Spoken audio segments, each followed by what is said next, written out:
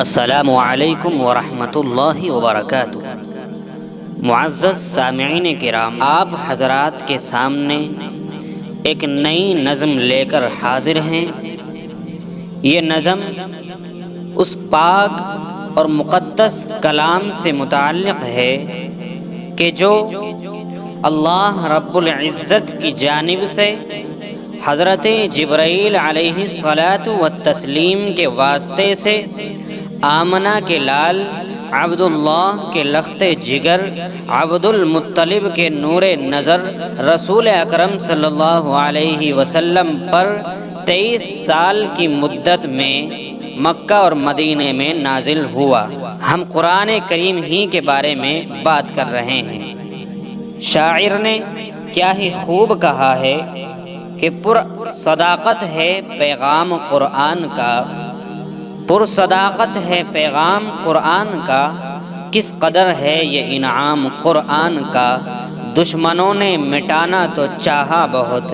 پھر بھی روشن ہے یہ نام قرآن کا۔ اور کوئی کہتا ہے کہ صحرا میں جنگلوں میں بیاباں میں پڑھو، مینار گر پڑے تو میداں میں پڑھو، یہ بے خبر نجومی تمہیں کیا بتائیں گے، کل ہونے والا کیا ہے قرآن میں پڑھو۔ معزز سامعین کرام، نعت کو آواز دینے والے ہیں حضرت حافظ محمد ہارون صاحب دامت برکاتہم، آپ بغور سماعت فرمائیں۔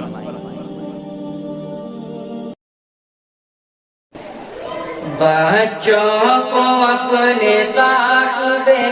ایمان بناؤ، بچوں کو اپنے صاحب ایمان بناؤ، قرآن پڑھاؤ، قرآن پڑھاؤ، سرکار کی سیرت سے ذرا ان کو سجاؤ، قرآن پڑھاؤ، قرآن پڑھاؤ، سرکار کی سیرت سے ذرا ان کو سجاؤ، قرآن پڑھاؤ، قرآن پڑھاؤ۔ میں یہ نہیں کہتا انہیں انگلش نہ پڑھانا، سی ایم بھی کمشنر انہیں کپتان بنانا، میں یہ نہیں کہتا انہیں انگلش نہ پڑھانا، سی ایم بھی کمشنر انہیں کپتان بنانا۔ ہاں پہل مگر، ہاں پہل مگر، ہاں پہل مگر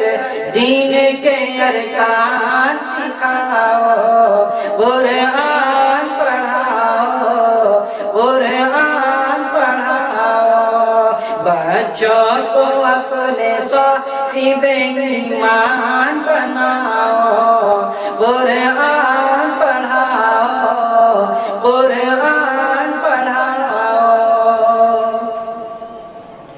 عالم بھی بنانا انہیں مفتی بھی بنانا، عالم بھی بنانا انہیں مفتی بھی بنانا،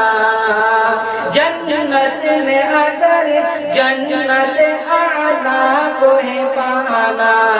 جنت میں اگر جنت اعلیٰ کو ہے پانا، بچوں کو مگر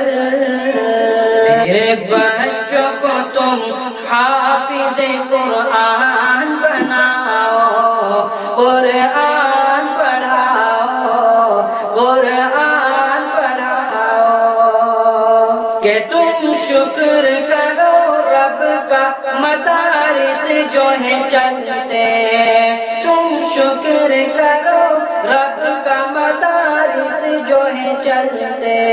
پڑھ لکھ کے یہاں دین کے داعی ہیں نکلتے، پڑھ لکھ کے یہاں دین کے داعی ہیں نکلتے،